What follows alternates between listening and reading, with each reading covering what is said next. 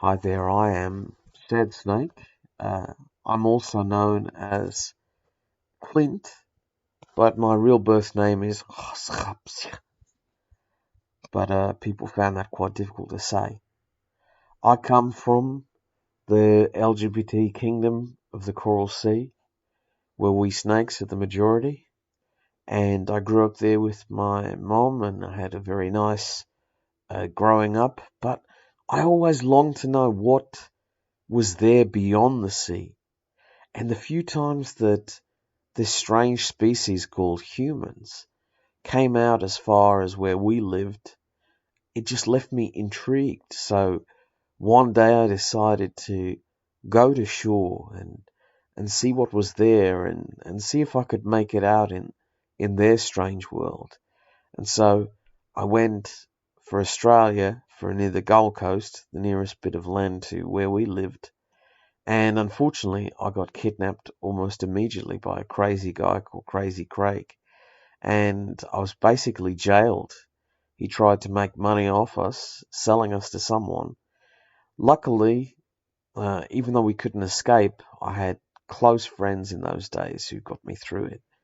And one day, my salvation arrived. There was this guy called Michael who wanted his home to become my home.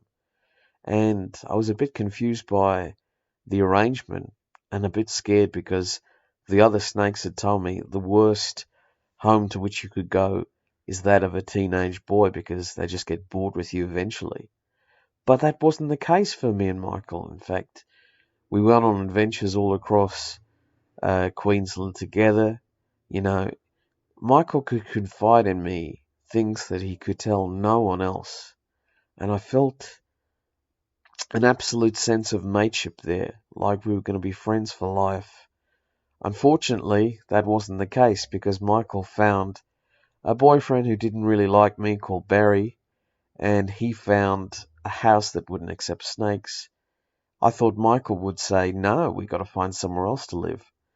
But instead, Michael decided to move in with Barry, and I went back to the sea. And that could have been the end of my story in terms of how humans relate to me, because I was pretty dejected. I thought, I've lost the best friend I've ever met. However, my luck changed around when I got suggested to go back to the land, to take all the pain of feeling rejected, of being treated like a creature who has no valid feelings, no emotions, no hopes and no aspirations. To take all that, to turn it into music, and to vindicate for other snakes. So I went back to land, but this time I avoided getting caught.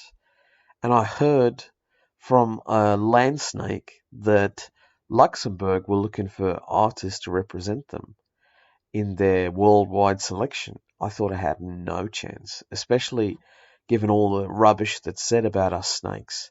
That basically we're evil creatures and this and that. But I sent my application anyway. And that song was called These Snake Eyes Are Crying. And it almost got into the final to represent Luxembourg in the third edition of Eurovision. So close, so far, but I was encouraged by the head of delegation to try again. And I did with a song that's dear to my heart. It's called Snakes with Emotions. And it really is a clarion call to start treating all creatures of the world with equality.